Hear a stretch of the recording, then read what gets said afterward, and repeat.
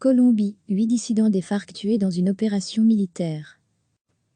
8 dissidents de l'ex-guérilla des FARC ont été tués dans une opération militaire, dans le sud-ouest de la Colombie, a annoncé mercredi l'armée. Les rebelles sont morts, alors qu'ils affrontaient des unités militaires, qui se trouvaient en opération, pour contrecarrer des affrontements entre les dissidents des FARC et des guérilleros de l'ELN dans la commune d'Argelia, dans le département du Cauca, a indiqué l'armée dans un communiqué.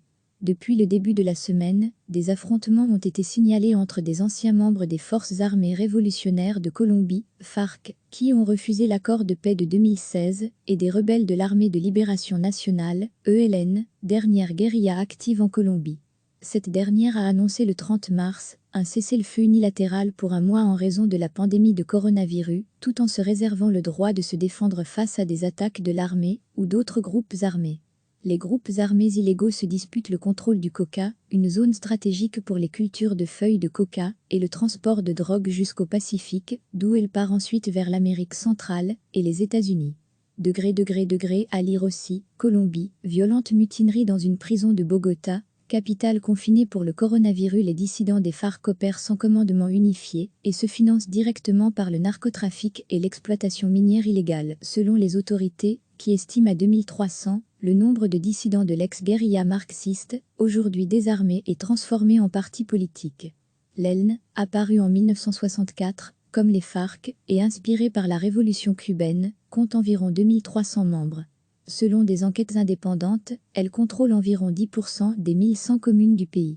Les opérations contre les groupes armés et les narcotrafiquants sont maintenues en Colombie, malgré le confinement total décrété pour lutter contre la pandémie de Covid-19, qui a déjà fait une centaine de morts et contaminé plus de 3000 personnes, selon les chiffres des autorités sanitaires. Recevez chaque matin l'essentiel de l'actualité.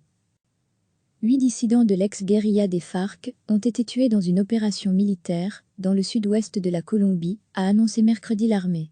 Les rebelles sont morts, alors qu'ils affrontaient des unités militaires, qui se trouvaient en opération, pour contrecarrer des affrontements entre les dissidents des FARC et des guérilleros de l'ELN dans la commune d'Argelia, dans le département du Cauca, a indiqué l'armée dans un communiqué.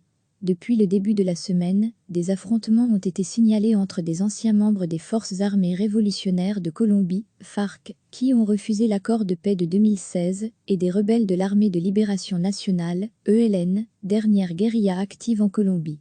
Cette dernière a annoncé le 30 mars un cessez-le-feu unilatéral pour un mois en raison de la pandémie de coronavirus, tout en se réservant le droit de se défendre face à des attaques de l'armée ou d'autres groupes armés.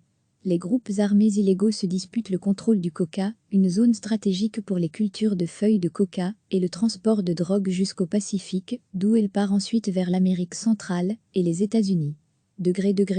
À lire aussi, Colombie, violente mutinerie dans une prison de Bogota, capitale confinée pour le coronavirus. Les dissidents des FARC opèrent sans commandement unifié et se financent directement par le narcotrafic et l'exploitation minière illégale, selon les autorités, qui estiment à 2300 le nombre de dissidents de l'ex-guérilla marxiste, aujourd'hui désarmés et transformés en parti politique.